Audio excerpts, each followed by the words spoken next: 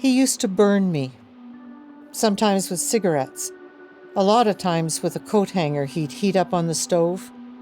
He'd burn me enough to leave a welt, but not enough to leave a scar. "I'm sorry," I'd say. I'm sorry." Fear was the only thing he had on me, but it was all he needed. I could take the burns. What I couldn't take was the thought of someone finding out. How would I explain it to my parents? I'd become this cowering thing. Back then, the shelter was just a house. I got the courage to leave him, but not the courage to tell anyone what he did. Not for a while. The first year on my own, I couldn't say it.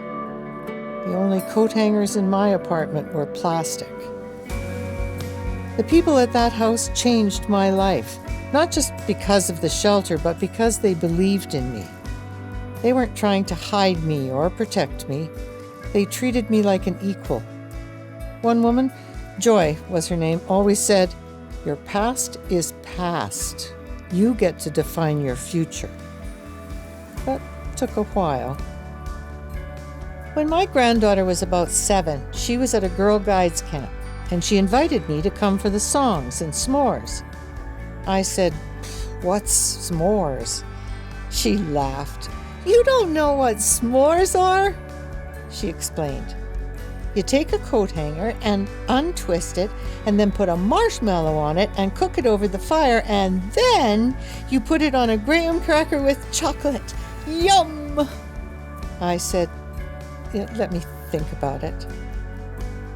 And then that night I thought of Joy, and I decided enough was enough. And I made s'mores. I made them all night. I made them for everyone. And the next year and the year after, I came back and offered to bring all the supplies, including the hangers. Someone said, "You know, they have these hot dog skewers you can use." And I said, "No, I like the hangers better." I found some old, thick hangers, straightened them out with pliers, and kept them in the shed. I haven't made s'mores in a few years now, but every time I'm in the shed, I see my hangers and I think of Joy. My granddaughter turns 20 next month.